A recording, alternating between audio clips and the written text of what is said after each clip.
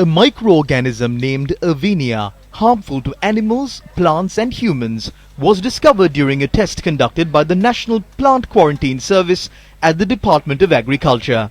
This harmful bacteria can damage crops such as potatoes, onions and carrots. Convening a media briefing yesterday, the Minister of Agriculture said that the tests conducted by an independent laboratory appointed by the Sri Lanka Standards Institute or SLIS did not detect the Erwinia bacteria in the organic fertilizer samples imported to Sri Lanka.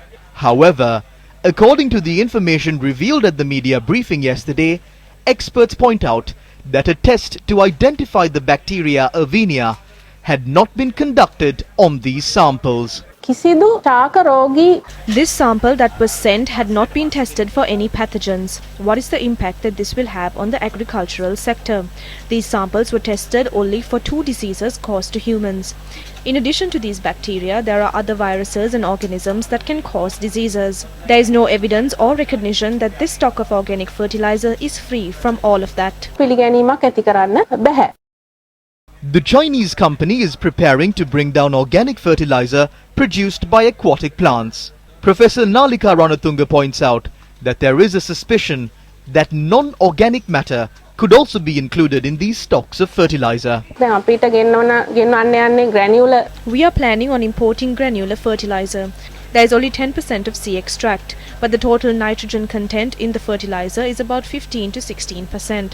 So there is a massive suspicion as to if other non-organic matters such as urea or urban waste are included in this stock of fertilizer. There's an issue whether some other items with nitrogen were added to these stocks. Experts in the field point out that according to the law of our country, even samples containing such bacteria cannot be brought into the country. Even samples must be brought into the country after obtaining a proper safety certificate. All samples brought down outside that process are irregular and illegal. If such samples are brought, legal action must be taken against such acts. Any samples that have been issued with a safety certificate can be presented, and the National Plant Quarantine Service will state that this can be used only under these conditions. Bring samples that do not have this safety certificate from overseas and testing it at laboratories or using it in the field is dangerous. The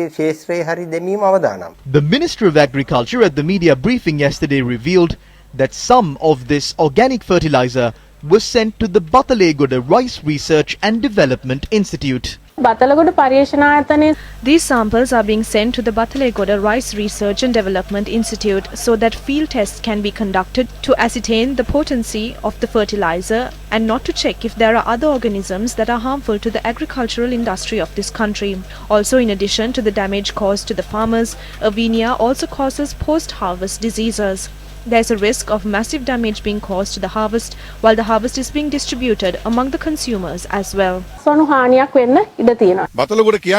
Bathalegoda Rice Research and Development Institute conducts many tests regarding the agricultural sector in the country. Why was this fertilizer brought to such a research facility? Who can give us an assurance that this will not enter the country? Microorganisms cannot be seen by the naked eye. They are microorganisms and they can spread. After this is added into our soil, our fields will be destroyed. When this fertilizer is added to our soil, it will cause various diseases to our plants, and then we will have to import medicine from China to treat these diseases.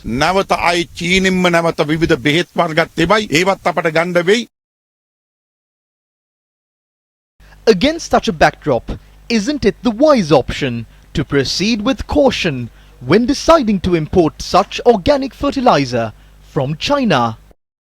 One is Bhutan.